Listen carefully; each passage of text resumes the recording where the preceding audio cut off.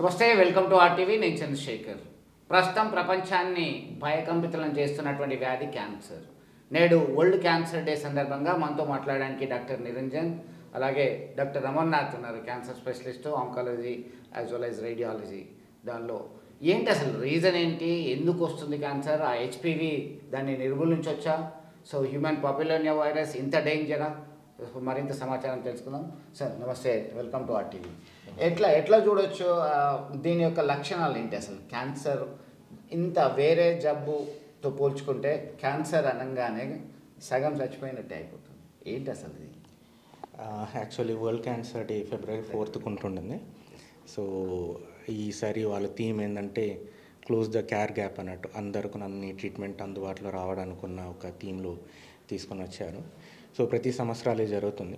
మీరు అడిగినట్టు ఈ లక్షణాలు ఏందన్నట్టు అడిగితే, ఒక్కొక్క క్యాన్సర్కును ఒక్కొక్క variety of symptoms, science and symptoms ఉంటుంది.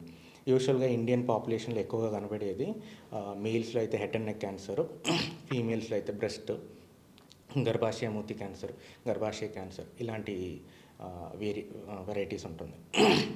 So head and neck cancer తీసుకుంటే ఎలాంటిది ఉందనేది, ఒక నోట్లో గడ్డలు, కంతి లెక్కను, అల్సరు, లేకపోతే మింగడానికి ఉన్న ఇబ్బంది, చేంజ్ ఆఫ్ వాయిస్ ఇదని అంటారు. ఇది బ్లీడింగ్ నెల కాకుండా ఎక్సెసివ్గా బ్లీడింగ్, నెల అయిపోయిన వాళ్ళకును తర్వాత మళ్ళీ బ్లీడింగ్ రావడం, తెల్లబట్ట అంటారు, ఎర్రబట్ట అంటారు, ఇలాంటి లక్షణాలు ఉంటుంది. కడుపు నొప్పి అండ్ వెన్నుపూస నొప్పి, ఇలాంటిది మెయిన్గా ఉన్న సిమ్టమ్స్ ఉంటుంది. ఒకటి చెప్పండి, పేషెంట్ సఫర్ అయ్యేటువంటి టైంలో మనకి డాక్టర్ వద్దకు వచ్చేసరికే ఆల్మోస్ట్ ఆల్ ఆ స్టేజ్ దాటిపోయింది, కొద్దిగా ముందైతే బాగుండు అని చెప్పేసి చాలామంది చెప్తున్నటువంటి పరిస్థితి. దాన్ని ఎట్లా చూడొచ్చు? ఎందుకంటే ఆ స్టేజెస్ ఎన్ని స్టేజెస్ ఉంటాయి యాక్చువల్గా క్యాన్సర్లో? యూజువల్గా మనకి ఏంటంటే స్టేజెస్ 4 స్టేజెస్ ఉంటుంది. Stage 1, stage 2, stage 3 and stage 4. Usually stage 4 అంటే లాస్ట్ స్టేజ్, మెటాస్టాటిక్ ఉంటుంది అనమాట. అండ్ దీనికి ఏంటంటే ఎర్లీ స్టేజెస్ ఇప్పుడు కేసు మోస్ట్ కామన్ క్యాన్సర్ మన దీంట్లో ఉండేది ఏంటంటే ఓరల్ క్యావిటీ క్యాన్సర్స్, అంటే నోట్లో వచ్చే క్యాన్సర్స్, అవన్నీ మోర్ కామన్ క్యాన్సర్స్ మేల్ పాపులేషన్లోనే. ఫీమేల్స్లోనే ఏంటంటే రొమ్ము cancer, breast cancer, cervical cancer, ఇది అన్నమాట. ఇవి యూజువల్గా ఏంటంటే ఓల్డ్ ఏజ్లో వస్తాయి. అండ్ ఫీమేల్స్ సర్వైకల్ క్యాన్సర్ అనేది ఏంటంటే యంగ్ ఏజ్లో వస్తుంది మనకి. అండ్ మనకి ఎట్లాంటి టైప్ అయినా ఒక పుండు ఉన్నది నోట్లో, అది పెయిన్ఫుల్ ఉండదు, నొప్పి ఉండదు, కానీ పుండు మనం చూస్తున్నాం, లేదంటే బ్లీడింగ్ అవుతుంది, కొద్దిగా ఏంటంటే బ్లడ్ స్టింజ్ వస్తుంది, బ్రష్ చేసేటప్పుడు కొద్దిగా బ్లడ్ వచ్చినా కానీ, అట్లాంటివి ఏమైనా ఓరల్ క్యావిటీలో ఇమీడియట్గా మనం అలర్ట్ అయిపోవాలి, ఒకసారి డాక్టర్ని చూపించాలి అన్నట్టు. అండ్ అగైన్ ఇన్ కేస్ మనం రోజు మాట్లాడుతుంటాం, గొంతు మారినట్టు అట్లా అనిపించిన, శ్వాస తీసుకోవడం కష్టం అనిపించిన, ఏదన్నా కానీ ఇమీడియట్గా అలర్ట్ అయ్యి, ఎక్కువ సిమ్టమ్స్కి లేట్ చేయొద్దు, డయాగ్నోసిస్కి లేట్ చేయొద్దు. And as early as possible ఒక స్పెషలిస్ట్ డాక్టర్ దగ్గరికి వెళ్ళి చూపించుకుంటే సిమ్టమ్స్ మనకి ఎర్లీగా డయాగ్నోస్ అవుతుంది. ఎంత ఎర్లీగా డయాగ్నోస్ అయితే ఏంటంటే దానికి మనకు అంత తొందరగా ట్రీట్మెంట్ చేసుకుంటాము. అండ్ ఎర్లీ స్టేజ్ 1, స్టేజ్ 2 ఇట్లాంటి కేసెస్లో ఏంటంటే అవుట్కమ్ మంచిగా ఉంటుంది. 10 years సర్వైవల్, 5 to 10 years ఈజీగా బతికిపోతారు. కానీ మనకు ప్రెజెంటేషన్ వచ్చేటప్పటికే మనకి శరీరంలో అంతా పాకిరిపోయింది, ఊపిరితిత్తుల్లో అన్ని దగ్గర పాకిరేసిందని అంటే ఏంటంటే అప్పుడు యూజువల్గా సర్వైవల్ మనం మంత్స్లోకి వెళ్ళిపోతుంది అన్నమాట, 3 to 6 months. ఇప్పుడు ట్రీట్మెంట్ మంచిగా ఉంది, కీమోథెరపీ, రేడియోథెరపీ వాటితోటి కంట్రోల్లో ఉంటుంది. బట్ అయినా కానీ మనం బెస్ట్ లైఫ్ ఇవ్వలేమన్నమాట. అందుకు యాజ్ ఎర్లీ యాజ్ పాసిబుల్ హాస్పిటల్కి వస్తే దట్ వుడ్ బి బెటర్. ఒకటి చెప్పండి, కీమోథెరపీ వల్ల కావచ్చు, రేడియేషన్ వల్ల కావచ్చు, హ్యూమన్ బాడీలో ఉన్నటువంటి సెల్స్, మంచి సెల్స్ కూడా కిల్ అయిపోతున్నాయి క్యాన్సర్ సెల్స్తో పాటు అనేటువంటి డిస్కషన్ నడుస్తుంది. దాంతో almost all patient unable to walk, unable to speak, అట్లా అయిపోతారు. ఫస్ట్ ఆఫ్ ఆల్ మనం ఇక్కడ చూడాల్సింది ఏంటంటే స్టేజ్ ఆఫ్ ద డిసీజ్, ఏ స్టేజ్లో వాళ్ళు ప్రెసెంట్ చేస్తుండ్రు. సో ఎర్లీ స్టేజ్గా ఉన్నారంటే వాళ్ళు మంచిగా ఫిట్గానే ఉంటారు. ఇంకొకటి ఏంటంటే nutritional status in India is very poor. So అలాగే ఆల్రెడీ పేషెంట్ బాగా వీక్గానే ఉంటారు. మీరు అడిగినట్టు రేడియేషన్ వల్ల, కీమో వల్ల నార్మల్ సెల్స్ డెత్ అవుతుంది అనేది ఒక మిస్కన్సెప్షన్. అలాంటి ఒక ఇది లేదు. ఏమవుతుందంటే రేడియేషన్ ఇసే లోకల్ ట్రీట్మెంట్, అదే గడ్డ ఏడ ఉందో దానికి మాత్రం పెట్టేలాక ఒక ట్రీట్మెంట్. సో ఆ గడ్డకు ఎక్కువగా కాన్సన్ట్రేట్ చేసి రేడియేషన్ పెడతాం, దాని చుట్టుపక్కల ఉన్న చిన్న చిన్న నార్మల్ కణాలు డెత్ అయిపోతాయి. ఏంటంటే ఇప్పుడు మన first aim is to reduce the tumour cells.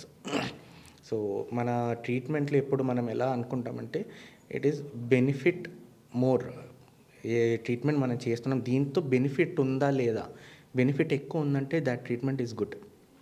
So radiation వల్ల మన బెనిఫిట్ వైజ్ చూస్తే ట్యూమర్ సెల్స్ కిల్ చేయడానికి ఉన్న ఛాన్సెస్ ఎక్కువ ఉంది.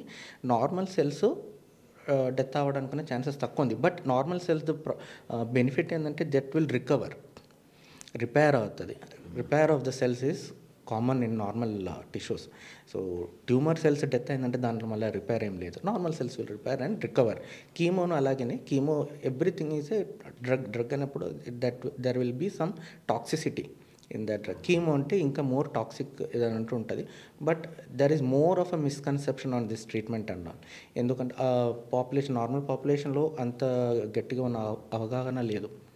అందరికీ ఊర్లో ఉన్నవాళ్ళు, పల్లెటూరులో ఉన్నవాళ్ళు, వాళ్ళు ఒక ఓల్డెన్ ఏజెస్లో ఏం ట్రీట్మెంట్ జరిగిందో అదే గుర్తులో పెట్టుకొని ఇప్పుడు కూడా అలాగే జరుగుతుంది అన్నట్టు కామన్ టాపిక్ తీసుకొని వస్తారు. అలా కాదు. కీమో కూడా మంచి సేఫర్ కీమోస్ ఉంది ఇప్పుడు. సైడ్ ఎఫెక్ట్స్ ఉంటుంది బట్ వెరీ లిమిటెడ్. బట్ ఆ సైడ్ ఎఫెక్ట్స్ను క్లియర్ చేయడానికున్న మళ్ళీ మందులు ఉంటుంది.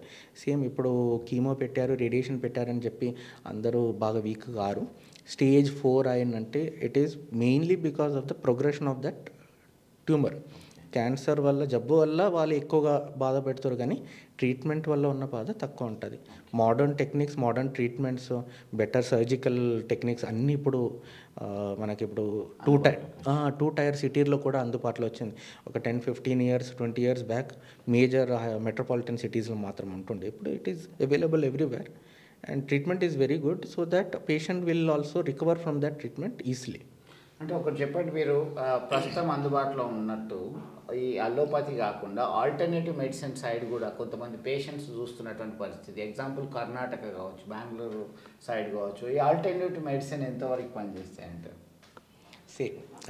I'm basically from Karnataka. Okay. So కర్ణాటకలో మీరు చెప్పినట్టు నేను వర్క్ చేసినప్పుడు అక్కడ కూడా ఆల్టర్నేటివ్ మెడిసిన్, చెట్లు మందులు అంటారు, కొన్ని ఇలాంటి నాటు వైద్యం అంటారు, ఇలాంటి ట్రీట్మెంట్ ఉంటుండే. So first of all we're not eligible to comment on that. మనం అది కమెంట్ చేయకూడదు because we don't know anything about what we studied.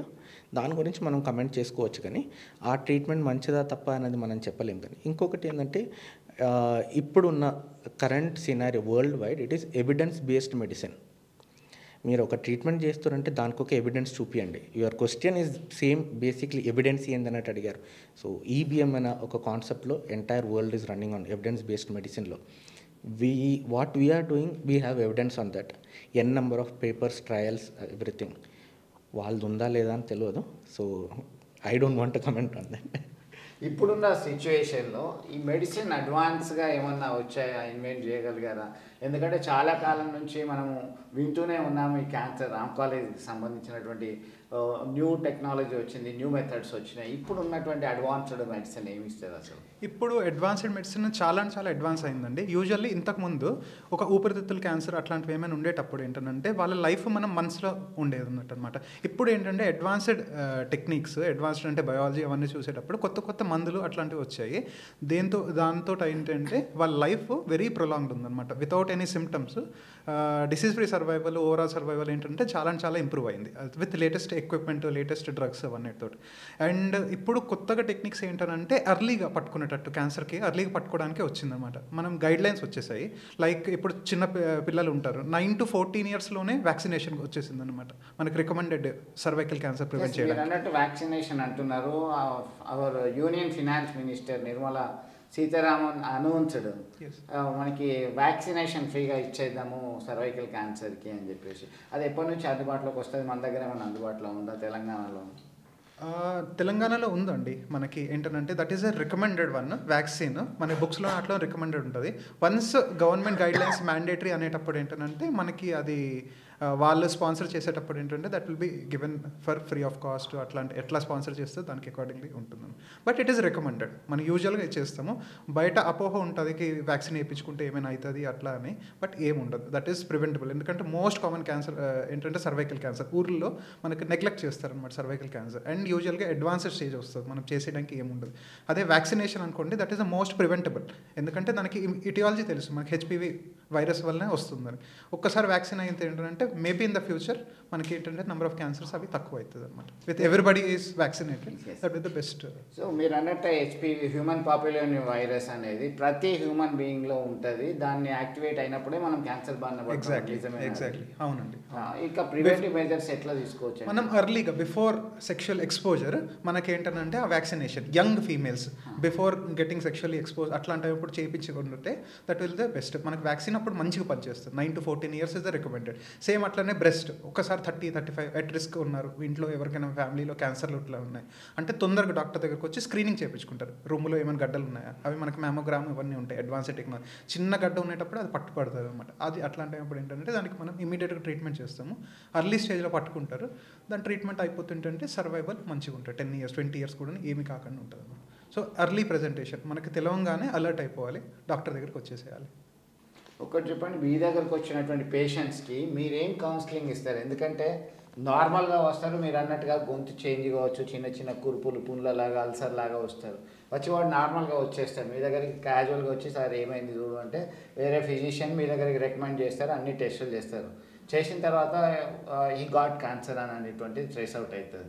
అయినప్పుడు సడన్గా షాక్ అవుతాడు పేషెంట్. వాళ్ళకి మీరు కౌన్సిలింగ్తో మోటివేట్ చేస్తున్నారా? ఎట్లా అయితే మీకు, ఎందుకంటే కాన్ఫిడెన్స్ అనేది సంకల్పమే సగం బలం అంటుంటాం మనం తెలుగులో. చాలా కాన్ఫిడెంట్గా ఉంటే మీ రోగాలన్నీ పోవడానికి ఒక ఉపయోగంగా ఉంటుంది. రెండవది ఏంటంటే మెడిసిన్కి కూడా సహకరిస్తుంది బాడీ. అట్లాంటివి ఏమైనా చేస్తున్నారా methods? Yes, every patient gets a proper counselling. ఏంటంటే మనం బ్లంట్ అండ్ రైట్ అలాగనే మీ క్యాన్సర్ ఉంది అన్నట్టు ఓపెన్గా చెప్పలేం. సో ఈ ఒక కౌన్సిలింగ్ ప్రాసెస్లో ఒక డాక్టర్ ఉంటారు, ఒక కౌన్సిలర్ ఉంటారు, అండ్ పేషెంట్ ఫ్యామిలీ మెంబర్స్ అందరూ ఉంటారు. పేషెంట్తో మాత్రంగానో లేకపోతే పేషెంట్ అటెండర్స్తో మాత్రంగానో డిస్కస్ చేసే ఒక ప్రాసెస్ కాదు ఇది. అందరితో కూర్చొని దాని డీటెయిల్స్ ఏమైంది, దాని స్టేజ్ ఏంది, ఇప్పుడు మనం ట్రీట్మెంట్ ఏం చేయడానికి పోతున్నాం, సర్వైవల్ ఎంత ఉంటుంది, అలాంటి విషయాలు మనకు క్లియర్గా పేషెంట్తో డిస్కస్ చేసుకుంటే పేషెంట్కు దాంట్లో బెనిఫిట్ ఉంటుంది. Patient will also have a positive feeling, so that we're giving him a very positive review and a good data అన్నట్టు. సో పేషెంట్కి బెనిఫిట్తో he will cure, he has a chance for cure అనేది. Patient ఏంటంటే treatment ఎప్పుడు patient సహకరణం లేకుండా ఏం చేయరాదు. Patient has to support the treatment, he has to come to the hospital, he should take the follows. అదంతా కరెక్ట్, డాక్టర్ ఏం చెప్పారో అది ఏందన్నట్టు కరెక్ట్గా ఫాలో చేసుకొని ఉంటేనే ఆయనకు ట్రీట్మెంట్ మంచిగానే జరుగుతుంది. So counselling is a very important part of cancer treatment. ఫైనల్గా మీరేమి సజెస్ట్ చేయగలుగుతారు క్యాన్సర్ రాకుండా ఉండడానికి? ఒకవేళ క్యాన్సర్ వచ్చిన తర్వాత వచ్చిన పేషెంట్స్కి మీరేం చెప్పగలుగుతారు? బెస్ట్ ఏంటంటే ద రిస్క్ ఫ్యాక్టర్స్ ఏమైతే ఉన్నాయో, like junk food, tobacco, alcohol, smoking, ఇట్లాంటివి most common cause of lung cancer, oral cavity cancer, ఇట్లాంటి బ్రెస్ట్ క్యాన్సర్లో కూడా రిస్క్ ఉన్నది. అట్లాంటివన్నీ ఏంటంటే అవి prevent as early as possible stop చేయడం. తర్వాత ఇమీడియట్గా ఎనీ లీజన్ ఎక్కడైనా కొద్దిగా సస్పిషియస్ వస్తే ఇమీడియట్గా concern physician, concern surgeon, so that they will refer it to cancer surgeon or cancer డాక్టర్స్కి వాళ్ళు రిఫర్ చేస్తారు. సో దట్ ఎర్లీ ట్రీట్మెంట్ అయ్యేటప్పుడు ఏంటంటే మనం బెస్ట్ లైఫ్ ఇవ్వడానికి పాసిబిలిటీ ఉంటుంది. Prevention and treatment, early treatment as possible. Actually ఎలా అంటే first is that prevention is better than cure. ఇలాంటి రిస్క్ ఫ్యాక్టర్స్ అందరికి తెలుసు. స్మోకింగ్ ఉంటాయి, smoking causes more than 22% of the cancer. అన్ని రకాలు ఉన్న క్యాన్సర్లో 22% మోస్ట్ ఆఫ్ ద ఇది స్మోకింగ్ నుంచి. మోర్ దాన్ 200 కార్సినోజన్స్ క్యాన్సర్ ఉత్పత్తి చేయడానికి ఉన్న కెమికల్స్ స్మోకింగ్లో ఉంది.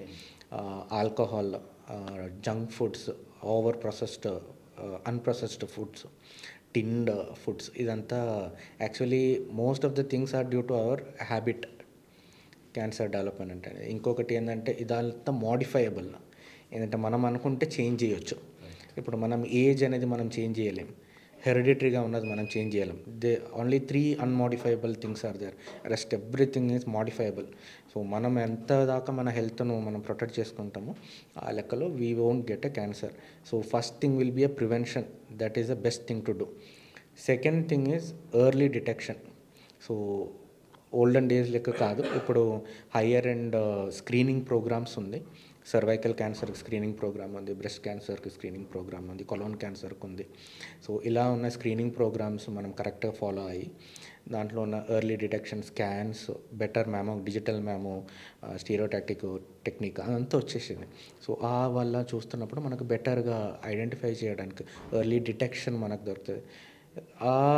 ఆ డిటెక్షన్ అనేది ఫెయిల్ అయ్యేది most of the component will be from the patient side.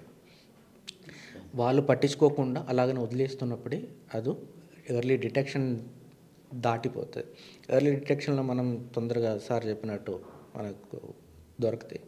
We have a easy cure rate, మంచి క్యూర్ రేట్ ఉంటుంది. Treatment will be simple, high and treatment ఏం అవసరం లేదు. ఈ ఎర్లీ డిటెక్షన్ మనం మిస్ అయినామంటే దెన్ ఇట్ విల్ బి కంప్లీట్గా treatment ఏంటంటే సెకండరీ లెవెల్కి వస్తుంది. So patient has developed stage 3, stage 4. So ఆడ రెస్పాన్స్ ఎంత ఉంటుంది, ట్రీట్మెంట్ మల్టీ మోడాలిటీ ఉంటుంది, సర్జరీ, తర్వాత రేడియేషన్, కీమో, ఇలాంటి అన్ని ట్రీట్మెంట్స్.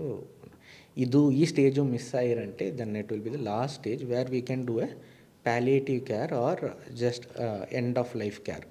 ఏంటంటే పేషెంట్ ఇంకా దాంట్లోంచి నయమై కోరుకొని రావడానికి ఛాన్స్ లేదు అన్నట్టున్నప్పుడు still there is a treatment అన్నట్టు, that we can progress the life.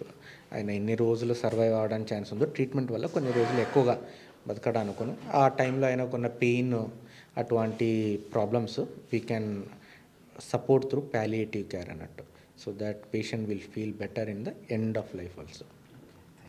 So మొత్తం మీద prevention is better than cure అని చెప్తున్నటువంటి పరిస్థితి. మీ జీవితం మీ చేతుల్లోనే ఉంది. మీ లైఫ్ స్టైల్ కావచ్చు, no smoking, no alcohol, junk food అట్లాంటివి లేకుండా ఉండడము, తరచు మీకు వచ్చేటువంటి శరీరంలో ఉన్నటువంటి వేరియేషన్స్ కావచ్చు, తేడాలు కావచ్చు గమనిస్తూ దగ్గరలో ఉన్నటువంటి వైద్యులను సంప్రదించడమే దీన్ని నివారించడానికి ప్రధానమైనటువంటి కారణంగా అవకాశంగా చెప్తున్నటువంటి పరిస్థితి. క్యాన్సర్ వచ్చిందంటే చాలు భయపడాల్సిన పని లేదు. మారుతున్న కాలంతో పాటు అనేక ఆధునిక వైద్య సదుపాయాలు కూడా అందుబాటులోకి వచ్చాయి.